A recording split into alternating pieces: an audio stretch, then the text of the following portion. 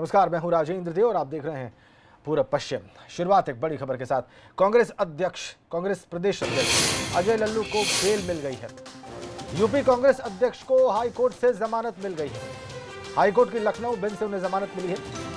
21 मई को अजय लल्लू की गिरफ्तारी हुई थी और लगातार इस गिरफ्तारी के खिलाफ कांग्रेस ने प्रदर्शन भी किए, राज्यपाल को भी याचिका दी और कोर्ट में भी ये जमानत की लड़ाई लड़ी जा रही थी और आखिरकार कोर्ट से राहत मिली अजय लल्लू को भी और कांग्रेस पार्टी को भी। ये देखिए गिरफ्तारी के दिन की तस्वीरें। संतोष शर्मा हमारे सहयोगी हमारे साथ जुड़ गए। संतोष, जमानत देते हुए क्या कहा है कोर्ट ने? देखिए, कांग्रेस प्रदेश अध्यक्ष को जमानत मिल गई है। हाईकोर्ट की लखनऊ खंडपीठ ने अजय लल्लू को जमानत देते हुए शर्तों के साथ लागू किया है कि वो नियमों का उल्लंघन नहीं करेंगे जो डायरेक्टिव दिए गए हैं। साथ ही दो निजी जमानतों के आधार पर उनको जमानत दी गई है। लेकिन सबसे बड़ी बात कि कांग्रेस के लिए एक बड़ी राहत है, क्योंकि प्रदेश अध्यक्ष अजय लल्लू लगातार अगर कहा जाए 21 मई से लखनऊ जेल में बंद थे और जिस तरीके से बसों प्रवासी मजदूरों को लाने के लिए बसों के मुद्दे पर उत्तर प्रदेश सरकार और कांग्रेस आमने सामने आ गई थी और लगातार सियासी तीर चल रहे थे, वहीं दूसरी ओर अजय लल्लू को जेल भेज दिया गया।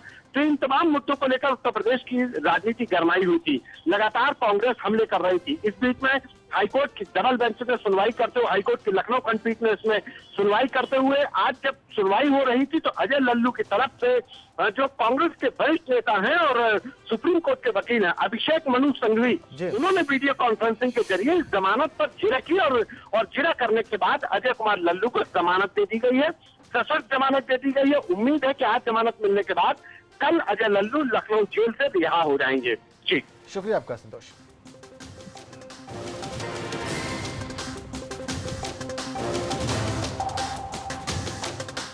और बड़ी खबर एक और इस वक्त हमारे पास। उत्तर प्रदेश में 507 नए कोरोना पॉजिटिव केसेस। अब तक कुल 14,598 कोरोना के मामले कंफर्म्ड उत्तर प्रदेश में और एक्टिव केसेस यानी कि जिन मरीजों का इलाज चल रहा है उनकी संख्या है 5,259। बड़ी खबर, यूपी का कोरोना अपडेट हम आपको दे रहे हैं। 507 नए मामले पिछले 24 घंटों में, एक्टिव केसेस 5,259 और 8,904 संक्रमित मरीज ठीक होने के बाद डिस्चार्ज। बड़ी खबर, बड़ा अपडेट।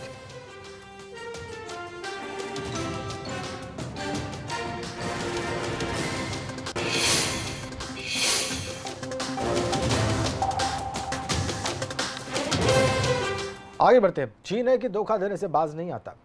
करीब 1 महीना पहले दोनों देशों के बीच LAC पर हुए विवाद के बाद बैठक भी हुई और विवाद को शांत करने के लिए दोनों देशों की सेनाओं ने अपने अपने कदम पीछे किए। लेकिन सोमवार रात गलवान घाटी में जिस तरह दोनों देशों के सैनिकों में खूनी झड़प हुई, उससे साफ हो गया है कि चीन इतनी जल्दी मानने वाला नहीं है। पूरे मामले में सरकार में बैठकों का दौर शुरू हो गया है।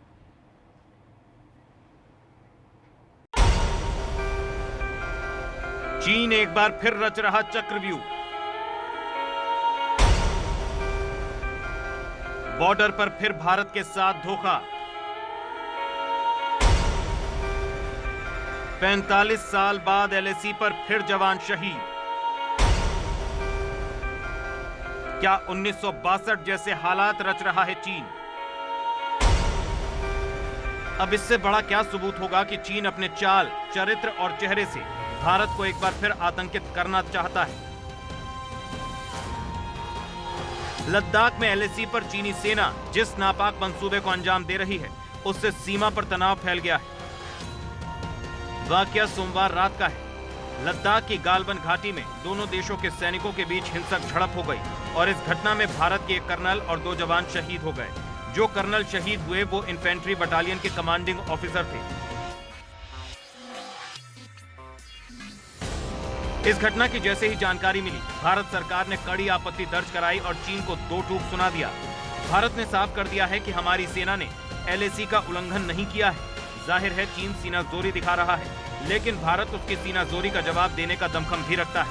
घटना की जानकारी मिलते ही रक्षा मंत्री राजनाथ सिंह ने chief of defence staff Bipin Rawat और तीनों सशस्त्र सेनाओं के प्रमुखों के साथ बैठक की और उन्होंने प्रधानमंत्री मोदी को पूरे मामले से अवगत कराया। गलवान घाटी में हुई हिंसक झड़प पर देश में जैसे उबाल आ गया है।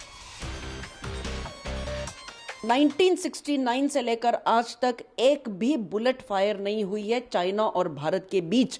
ये धक्का बुक्की वाले किस्से, ये हमेशा के पीछे हटने वाले किस्से, ये हमेशा होते थे चाइना और भारत के बीच, लेकिन ये पहली बार हुआ है 1969 के बाद कि यहाँ पर कुछ टेंशन हुआ है, कुछ बातचीत हुई है, जिसकी वजह से दोनों तरफ के जो लोग हैं वो थोड़े से गुस्से में आ गए और यहाँ पर यह हरकत हुई है।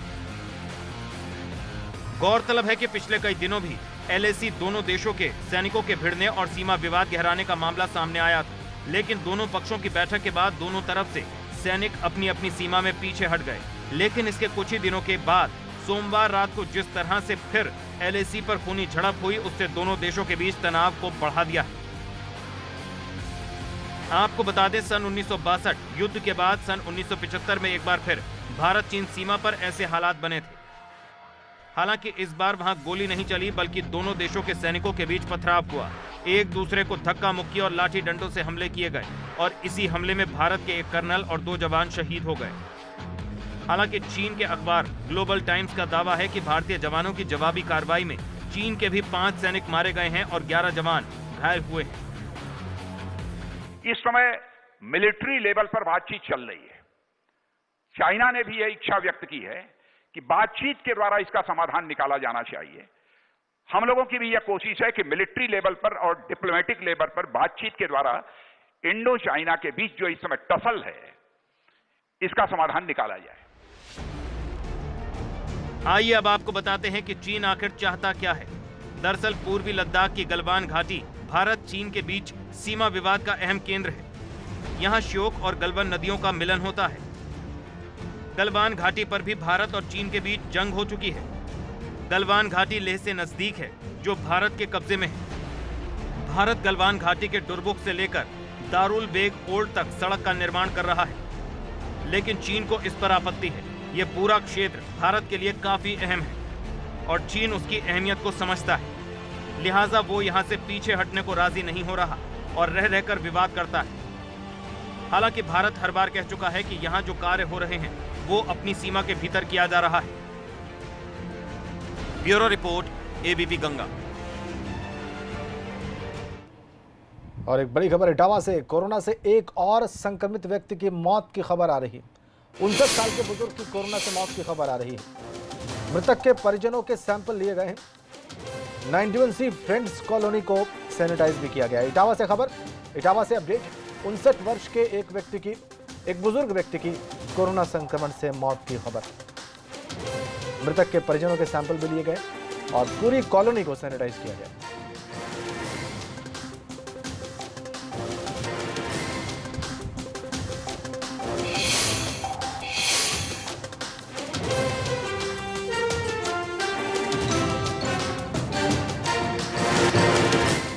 इधर उत्तर प्रदेश में सरकार कोरोना टेस्ट को लेकर सरकार ने एक नई पहल की है। इसके तहत अमेठी के जिला अस्पताल में कोरोना जांच के लिए ट्रूनॉट मशीन लगा दी गई है। इस मशीन की खासियत यह है कि इससे 2 घंटे में एक साथ 2 टेस्ट हो सकते हैं। कोरोना के इलाज में जुटे डॉक्टर और स्वास्थ्य कर्मियों को चिंता मुक्त करने के लिए यूपी सरकार ने प्रदेश के सभी 75 जिलों में कोरोना का टेस्ट 2 घंटे के अंदर करने वाली मशीन लगाने का फैसला लिया था। उसी का परिणाम है कि अमेठी के जिला अस्पताल में भी ट्रूनॉट मशीन की सेवा बहाल कर दी गई है। अस्पताल के अधिकारी इसे सुविधा के लिए बेहतर इंतजाम बता रहे हैं। देखिए, जो ट्रूनॉट मशीन है ये हमारे अस्पताल में करीब 10 दिन हो गए लगे हुए। माननीय मुख्यमंत्री जी ने पूरे प्रदेश में 75 जनपदों में इसका उद्घाटन भी किया है। तो इस मशीन से हमको कोविड-19 सहित अन्य बहुत सी बीमारियों की भी इससे जांच की जा सकती है।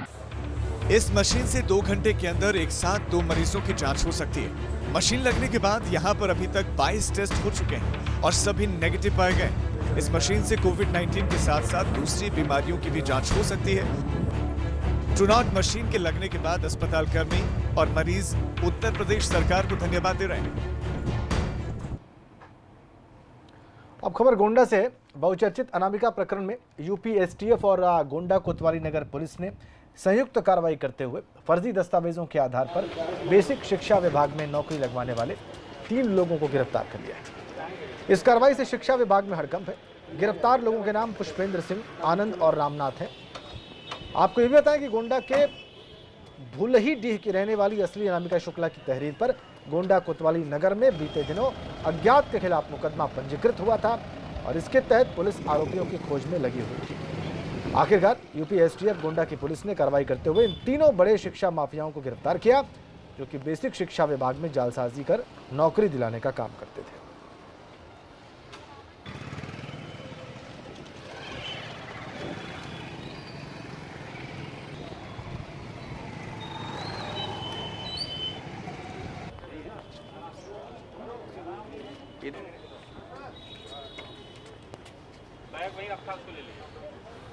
इधर कानपुर में बुजुर्ग दंपत्ति के शव मिलने से हड़कंप मच गया। रेलवे स्टेशन से कुछ दूरी पर उनके शव गड्ढे में पड़े मिले। जानकारी के मुताबिक जहरीला पदार्थ खाने से दोनों की मौत हुई है। आशंका है कि दोनों ने आत्महत्या की है। पुलिस ने दोनों के शवों को पोस्टमार्टम के लिए भेज दिया है। आपको बताएं कि घटना महाराजपुर थाना इलाके के सरसौल की है, जहां पर लोगों ने गड्ढे में बुजुर्ग दंपत्ति के शव को देखकर पुलिस को सूचना दी। शिनाख्त के मुताबिक सलेमपुर में रहने वाले 65 साल के बद्री प्रसाद कुशवाहा और शिव प्यारी कुशवाहा के रूप में दोनों की पहचान हुई है।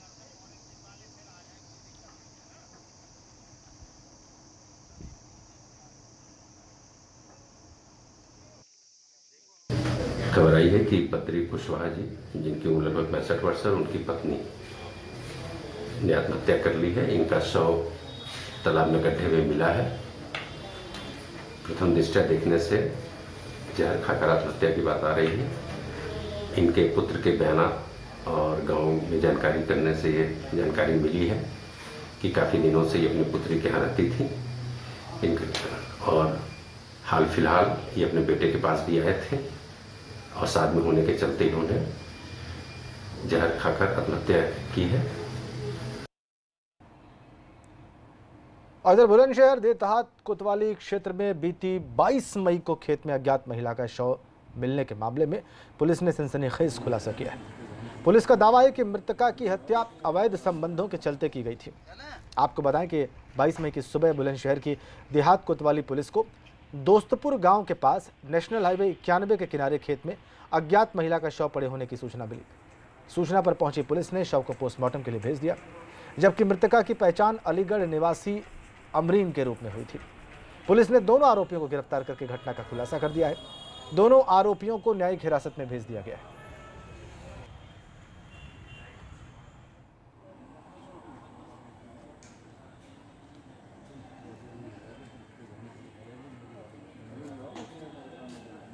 ये 22 मई की रात को एक महिला का शव प्राप्त हुआ था सुबह के समय, जो संभवतः 21/22 की रात में हत्या करके शव दोस्तपुर फ्लाईओवर के नीचे कोतवाली देहात थाना क्षेत्र में डाला गया था। महिला का शव मिलने के बाद पुलिस ने हर स्तर पर प्रयास किया। कदीम और दिलशाद नाम के 2 लड़के प्रकाश में आए, जिनका इस महिला से वर्षों के साथ इलिसिट रिलेशन था और टाइल्स लगाने का काम करते थे। महिला प्रायः आकर के इनके साथ रात में रुका करती थी। उस रात को भी महिला इनके साथ थी और किसी बात पे दोनों के बीच में झगड़ा हो गया। इन लोगों ने दुपट्टे से महिला का गला घोट दिया और मोटरसाइकिल पे लाद के ले गए। दोस्तपुर फ्लाईओवर के नीचे उसके शव को डाल दिया। इन दोनों अभियुक्तों को गिरफ्तार कर लिया गया है। इनकी वो मोटरसाइकिल भी बरामद कर ली गई है, जिस पे लाद करके महिला के शव को ले जाया गया। और एक बड़ी खबर भदोही से, वहां पर कोरोना मरीजों की संख्या 100 के पार चली गई है और जिले में संक्रमित मरीजों की संख्या हो गई है 104। अब तक 4 कोरोना संक्रमितों की मौत भी हो चुकी है भदोही में। बड़ी खबर।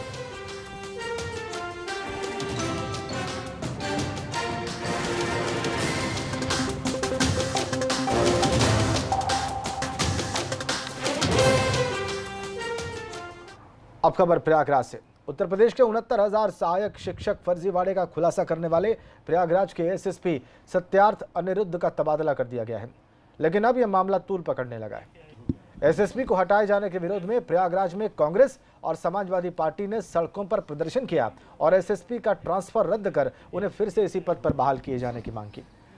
कांग्रेस पार्टी ने इलाहाबाद सेंट्रल यूनिवर्सिटी के यूनियन हॉल के बाहर धरना दिया और यूपी सरकार के खिलाफ नारेबाजी करते हुए सत्यार्थ अनिरुद्ध पंकज के तबादले पर अपना विरोध जताया।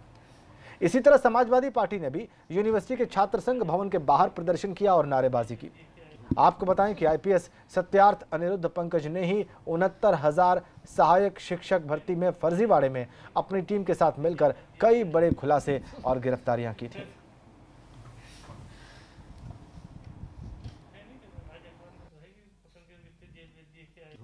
देखिए, जिस तरीके से मैं बार बार कह रही हूँ कि 3 दिन पहले उनको जांच से हटाया गया, रात में उनको रातों रात वेटिंग लिस्ट में डाल दिया गया, तो एक इतना बड़ा महाभर्ती घोटाले का पर्दाफाश करने पर एसएसपी महोदय को इस सरकार को सम्मानित करना चाहिए था, लेकिन उनको सम्मान की जगह सजा मिली है और उनको हटा दिया गया है। प्रयागराज के एसएसपी सत्यार्थ अनिरुद्ध पंकज को रातों रात उनके पद से हटाए जाने पर कोहराम मच गया है। सरकार ने जहां उन्हें हटाए जाने की वजह साफ नहीं की है, तो वहीं विपक्षी पार्टियों को इसके बहाने अपनी राजनीतिक रोटियां सेकने का मौका मिल गया है। फिलहाल एक दोस्त और गनर की कोरोना रिपोर्ट पॉजिटिव आने के बाद सत्यार्थ अनिरुद्ध पंकज का मेडिकल टेस्ट किया गया है और उन्हें प्रयागराज के सरकारी अस्पताल के कोरोना सस्पेक्टेड वार्ड में भर्ती कराया गया है। ऐसे में उनके तबादलों पर चर्चा करने के साथ ही उनकी जिंदगी और सेहत के लिए दुआएं होना भी बेहद ज़रूरी हो गया है। कैमरामैन रोहित श्रीवास्तव के साथ मोहम्मद मोइन, एबीपी गंगा, प्रयागराज। उधर बहराइच नानपारा हाईवे पर पुलिस को एनकाउंटर के बाद 2 तस्करों को धर दबोचने में बड़ी कामयाबी मिली। पुलिस ने इनके पास से 3 किलो चरस भी बरामद किए।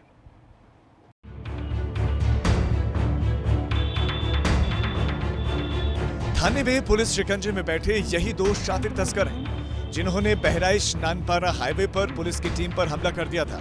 पुलिस मुखबिरों की सूचना पर इन्हें पकड़ने गई थी। पुलिस के मुताबिक करीब आधे घंटे तक दोनों तरफ से मुठभेड़ चली, फिर चारों तरफ से घेराबंदी कर इन्हें दबोचा गया। सूचना पर उप निरीक्षक शेषनाथ यादव मैं टीम के साथ उक्त स्थान पर दबिश दिए तो 2 व्यक्ति काली पन्नी के साथ दिखाई दिए। रुकने का इशारा करने पर इनके द्वारा पुलिस टीम पर हमला किया गया। तलाशी में इनके पास से 3 किलो 290 ग्राम चरस, 1 कट्टा, 2 कारतूस व 1 अदद खोखा कारतूस व चाकू 1 अदद बरामद किया गया। पुलिस के मुताबिक पकड़े गए दोनों तस्कर बहराइच के ही रहने वाले हैं। पुलिस ने इनके पास से करीब 3 किलो चरस बरामद की है। दोनों के नाम जाकिर और मुनीम आलम बताए जा रहे हैं। पुलिस ने मुकदमा दर्ज कर इन्हें जेल भेज दिया है। आपको बता दें कि जिले में पुलिस मादक पदार्थों की तस्करी पर कड़ी निगाह रख रही है। और इधर फिरोजाबाद के दतौजी खुर्द गांव में सट्टा लगाने का विरोध करने पर ग्रामीणों ने गांव के ही 2 लोगों पर पथराव कर दिया। पेशे से अधिवक्ता कुलदीप के दोनों भाई इस हमले में घायल हो गए हैं। असल में कुलदीप के भाई गांव में परचून की दुकान चलाते हैं। इसी दौरान उनकी दुकान के बगल में सट्टा लगाया जा रहा था। इसका विरोध करने पर उग्र ग्रामीणों ने उन पर हमला कर दिया। हालांकि कुलदीप के सीनियर वकील बबलू उर्फ गोल्डी का आरोप है कि ग्रामीणों ने फायरिंग भी की। फिलहाल पुलिस इस मामले में कुछ भी बोलने से बच रही है।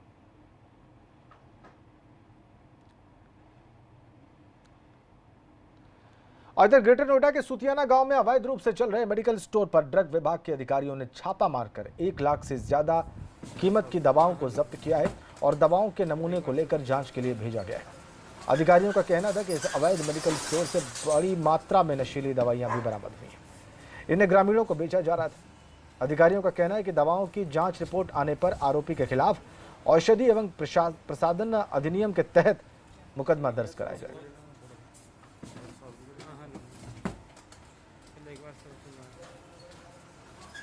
इधर शामली में कोरोना से संक्रमित महिला की मौत का मामला सामने आया है। यहां पर कोरोना संक्रमित महिला ने इलाज के दौरान मेरठ के अस्पताल में दम तोड़ दिया। महिला की मौत की सूचना जब शामली में पहुंची तो स्वास्थ्य विभाग में हड़कंप मच गया।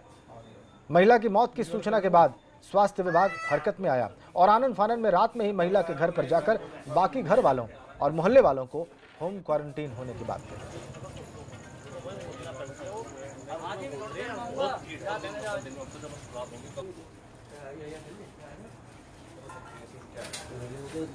मैं यूं मौके पे यूं। इधर वाराणसी में हुई झमाझम बारिश से मौसम सुहाना हो गया। लोगों को भारी गर्मी से पल भर के लिए राहत तो मिली, लेकिन सड़क के किनारे जल जमाव ने लोगों को परेशानी में डाल दिया। आपको बता दें कि बीते कुछ दिनों से भीषण गर्मी ने काशी को बेहाल कर दिया था। ये वाराणसी की बात हम कर रहे हैं। बारिश हुई है वहाँ पर झमाझम और इसी बारिश ने वहाँ पर मौसम सुहाना कर दिया। ज़बरदस्त गर्मी पड़ रही थी, लेकिन बरसात ने लोगों को राहत दी है, बहुत राहत दी है और मौसम सुहाना कर दिया। तस्वीरें देखिए आप, राहत से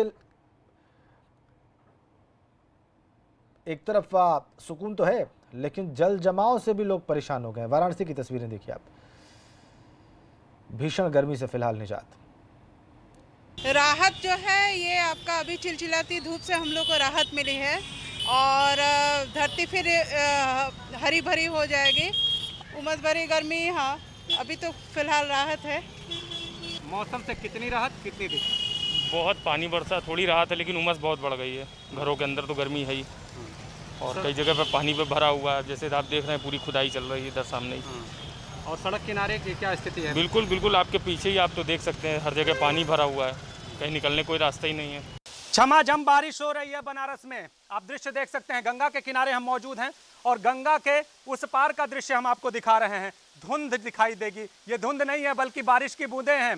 लगातार झमाझम बारिश जो है वो धुंध का रूप ले चुकी है और गंगा के किनारे का दृश्य आपके टीवी स्क्रीन पर आप देखिए। झमाझम बारिश, बीते कुछ दिनों से बनारस सहित पूरे पूर्वांचल में गर्मी का कहर जारी था और उस कहर के बाद अब ये बारिश गर्मी से लोगों को निजात देती हुई नजर आ रही है। हालांकि उम्मीद ये भी लगाई जा रही है कि इस बारिश के बाद उमस भरी गर्मी एक बार फिर से बढ़ेगी, लेकिन अगर फिलहाल की बात करें तो बारिश ने मौसम को राहत दी है और लोगों को गर्मी से निजात पाने में सफलता मिली है और अब बारिश लोगों को राहत देते हुए। कैमरामैन विशेष के साथ नीतीश कुमार पांडे, एबीपी गंगा, वाराणसी।